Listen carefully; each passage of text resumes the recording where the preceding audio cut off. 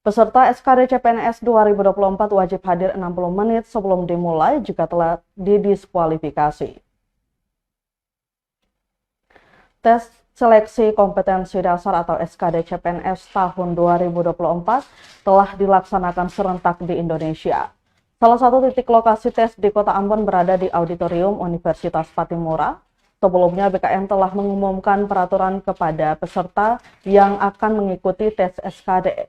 Salah satunya peserta wajib hadir paling lambat 60 menit.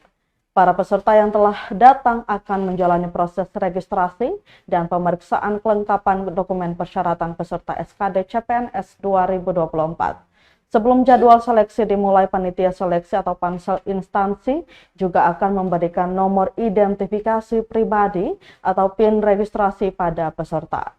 Pemberian PIN registrasi ditutup 5 menit sebelum jadwal seleksi dimulai. Berdasarkan peraturan BKN nomor 5 tahun 2024, peserta yang terlambat hadir dari jadwal seleksi sehingga tidak mendapat PIN registrasi tidak boleh masuk ke ruang ujian untuk mengikuti SKD CPNS 2024. Dengan begitu, peserta yang terlambat datang ke ujian CPNS 2024 dianggap gugur atau didiskualifikasi. Pantauan tribunambon.com di lokasi Auditorium Unpati Selasa 21 Oktober 2024 sekitar pukul 10:30 siang, ada sejumlah peserta CPNS yang telat hadir. Mereka dijadwalkan mengikuti tes sesi kedua, namun karena tes belum dimulai, mereka masih diizinkan masuk ke ruangan tes. Sesi ketiga yang dijadwalkan dimulai pukul 1 siang, nyatanya masih juga ada peserta yang terlambat.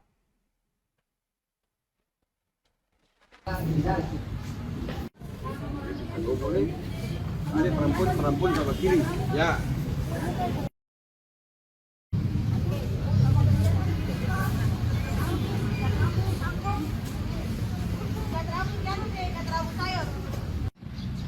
Download Tribun X sekarang, menghadirkan lokal menjadi Indonesia.